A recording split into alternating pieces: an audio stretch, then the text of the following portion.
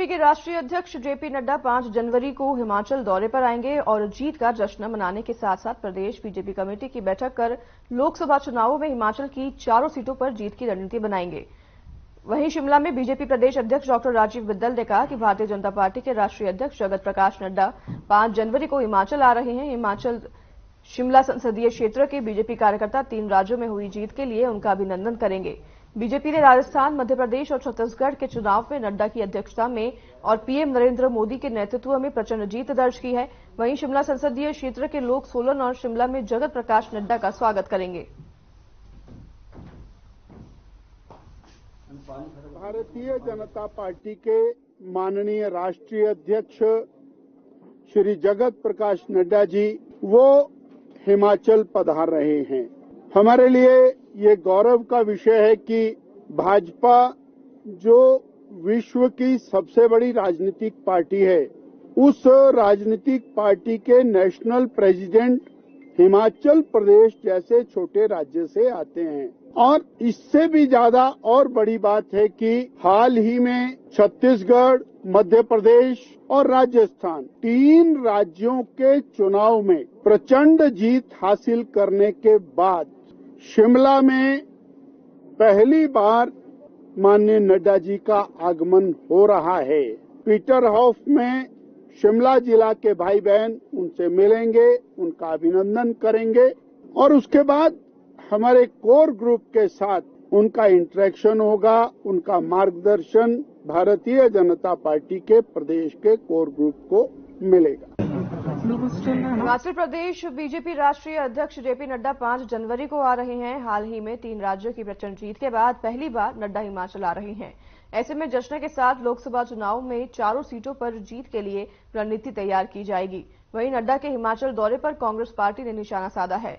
Congress committee के मुख्य प्रवक्ता प्रेम कौशल ने शिमला में पत्रकार वार्ता के दौरान कहा कि 1 साल पहले बीजेपी को जनता ने सत्ता से बाहर किया। केंद्र सरकार कांग्रेस सरकार के सत्ता में आने के बाद प्रदेश से भेदभाव कर रही है। कर्ज लेने की सीमा को घटाया गया है। वाटर सेस पर भी केंद्र ने पावर कंपनियों को हिदायत दी कि वाटर सेस न दें और कोर्ट का दरवाजा खटखटाए, जबकि बीजेपी शासित दूसरे राज्यों में वाटर सेस लिया जा रहा है।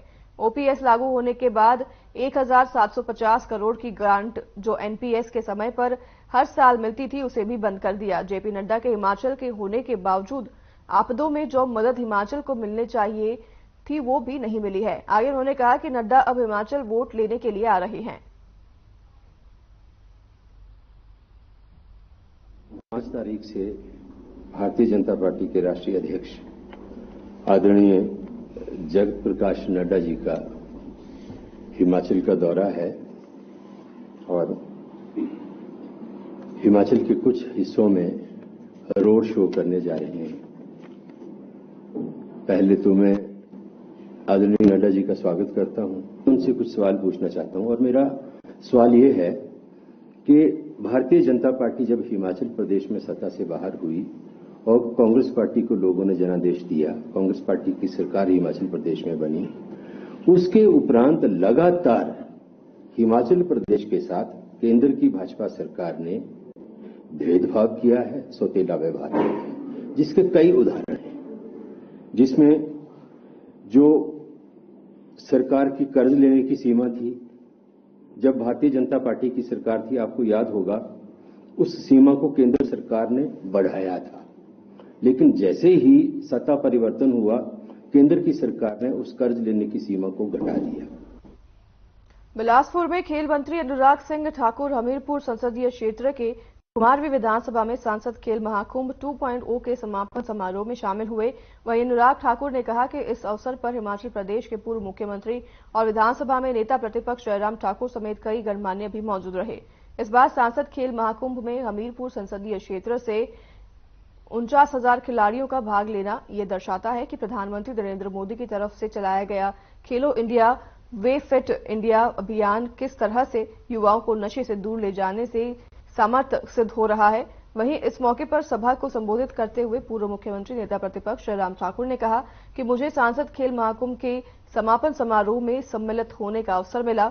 अनुराग ठाकुर का खिलाड़ियों को अवसर और मंच प्रदान करने का ये कार्यक्रम बहुत ही सराहनीय है। मुझे यहाँ पर शांत खेल महाकुंभ के कार्यक्रम में आने का यहाँ पर सौभाग्य प्राप्त हुआ और हमारे केंद्रीय मंत्री अनुराग ठाकुर जी का ये लोकसभा क्षेत्र है जहाँ उन्होंने इसका आयोजन किया और मैं सोचता हूँ कि बहुत बेहतरीन ढंग से इसका आयोजन संपन्न हुआ है। समापन था और जो जानकारी दी गई थी 49,000 यानी कि 49,000 बच्चों का मतलब यूथ का इसमें पार्टिसिपेशन हुआ। निश्चित रूप से एक दशक के बाद उन्होंने कहा दूसरे दशक की शुरुआत फिर से हो नरेंद्र मोदी जी के नेतृत्व में देश के प्रधानमंत्री बनेंगे। हिमाचल का योगदान 4 की 4 सीटें भारतीय जनता पार्टी में मोदी जी को प्रधानमंत्री बनाने में करने की कोशिश करेंगे। और जहां तक हिमाचल प्रदेश में जहां कांग्रेस की सरकार से 1 साल का कार्यकाल बीता है, मंत्रिमंडल का विस्तार होते होते 1 साल बीत गया और 1 साल बीतने के बाद 2 मंत्री बनाए गए और 1 महीना बीतने जा रहा है लेकिन अभी तक विभाग नहीं मिले। ये कांग्रेस पार्टी की सरकार की हालत हिमाचल प्रदेश में है कि मंत्रियों के विभाग अभी तक 1 महीना पूरा होने जा रहा है तो उसमें अब तक विभाग नहीं, बिना विभाग के मंत्री। अरविंद केजरीवाल जो कभी नारा लगाते थे कि हम राजनीति में नहीं आएंगे तब भी झूठी सौगंध खाते थे, जो वायदा करते थे ईमानदार सरकार देंगे, वो वायदे भी और दावे भी फीके और खोखले हो गए क्योंकि एक के बाद दूसरा उनका मंत्री भ्रष्टाचार के चलते जेल में है और जितनों को ईमानदारी की चिट देते थे वो सारे जेल में हैं। इनके सांसद हों, विधायक हो, मंत्री हो, उप मुख्यमंत्री हो, अब मुख्यमंत्री की बारी आई तो तीसरी बार समन आने पे भी केजरीवाल सामने नजर नहीं आए। ना खाएंगे ना खाने देंगे। 10 साल ईमानदार सरकार नरेंद्र मोदी जी ने दी, कामकाज में पारदर्शिता लाए, जवाबदेही की, देश का लाखों करोड़ बचाया, तो दूसरी ओर जांच एजेंसियों ने स्वतंत्र रूप से कार्रवाई करते हुए भ्रष्टाचार नेता हो, राजनीतिक दल हो या कोई व्यापारी या अधिकारी हो, कड़ी कार्रवाई की है जिसका हम स्वागत करते हैं। लगभग 39,000 खिलाड़ियों ने भाग लिया, उसका आज पुरस्कार वितरण था। इनके समापन समारोह में पूर्व मुख्यमंत्री और नेता प्रतिपक्ष आदरणीय जयराम ठाकुर जी आए, सभी खिलाड़ियों को सम्मानित भी किया गया और इससे हजारों खिलाड़ियों की प्रतिभा दिखाने का अवसर भी मिला, तो लाखों रुपए के नकद पुरस्कार भी। हिमाचल प्रदेश में हाईकोर्ट में पिछले 2 दिन से सीपीएस की नियुक्ति को असंवैधानिक बताने वाली बीजेपी विधायकों की तरफ से दायर याचिका पर सुनवाई हुई। वहीं बीजेपी विधायकों की ओर से हाईकोर्ट में केस की पैरवी कर रहे एडवोकेट सत्यपाल जैन ने कहा कि अब कोई भी सीपीएस मंत्रियों के समान काम नहीं कर पाएंगे। कोर्ट ने इस पर रोक लगा दी है। मामले में अगली सुनवाई 12 मार्च को होगी। भारतीय संविधान के अनुच्छेद 164 में किए गए संशोधन के मुताबिक किसी भी प्रदेश में मंत्रियों की संख्या विधायकों की कुल संख्या का 15% से अधिक नहीं हो सकती, यानी प्रदेश में अधिकतम 12 मंत्री लगाए जा सकते हैं। वहीं याचिकाकर्ताओं के अनुसार प्रदेश में मंत्री और सीपीएस की संख्या में 15% से ज्यादा हो गई है, इसलिए सीपीएस की नियुक्तियों को बीजेपी विधायकों ने हाईकोर्ट में चुनौती दी है। जो वर्तमान सरकार है वो सरकार बनने के बाद मुख्यमंत्री जी ने अपने मंत्रिमंडल के अलावा 6 विधायकों को चीफ पार्लियामेंट्री सेक्रेटरी के तौर पर नियुक्त किया था। इस नियुक्ति को श्री सतपाल सत्ती जी और 11 बाकी एमएलए उन्होंने हाईकोर्ट में चुनौती दी थी। उसकी सुनवाई 12-13 डेट्स पर हो चुकी है और आज भी उस केस की सुनवाई थी। जो प्रार्थी हैं, हमारा आरोप यह है कि जो चीफ पार्लियामेंट्री सेक्रेटरीज हैं इनका संविधान में कोई प्रावधान नहीं है।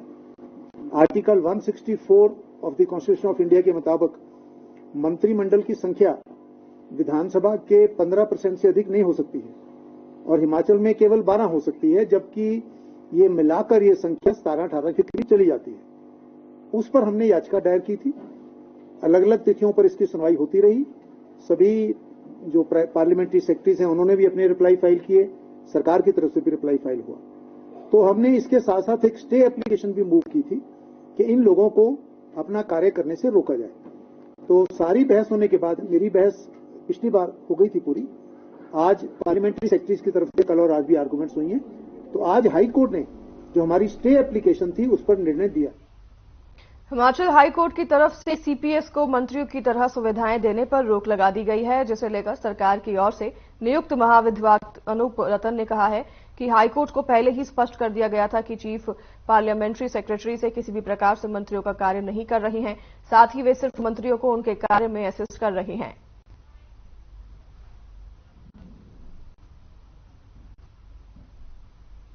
देखिए, सीपीएस मामले में आज सुनवाई का एक पक्ष पूरा हुआ है।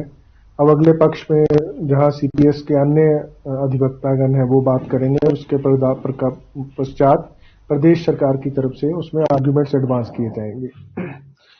परंतु आज एक जो नया मामले में हुआ है स्थगन से पहले, उसमें एक अंतरिम आदेश माननीय उच्च न्यायालय ने पास किया है, जिसमें कहा गया है कि प्रदेश जो चीफ पार्लियामेंट्री सेक्रेटरीज हैं वो एज मिनिस्टर्स अपना कार्य नहीं करेंगे। Town hall building municipal corporation Shimla ने हाई एंड कैफे बनाने के लिए दी थी, उसको एक पीएल के रूप में चुनौती दी गई है। उस मामले में जो अंतरिम एप्लीकेशन थी कि इस पर रोक लगाई जाए, उस पर आज सुनवाई हो रही थी और न्यायालय में हमने प्रदेश सरकार ने कहा कि जो शिमला के लोगों की भावना है, जो शिमला के लोगों के संदर्भ में है, उस स्तर पर एक high and cafe town hall building में खोला गया है। और याचिकाकर्ता का कहना था कि हाई एंड कैफे जो कैफे अभी खोला गया वो किसी भी स्टैंडर्ड से हाई एंड कैफे नहीं। चलिए, इस बुलेटिन में फिलहाल हमारे साथ बस इतना ही। आपसे लेंगे विदा, में दीजिए इजाजत। नमस्कार।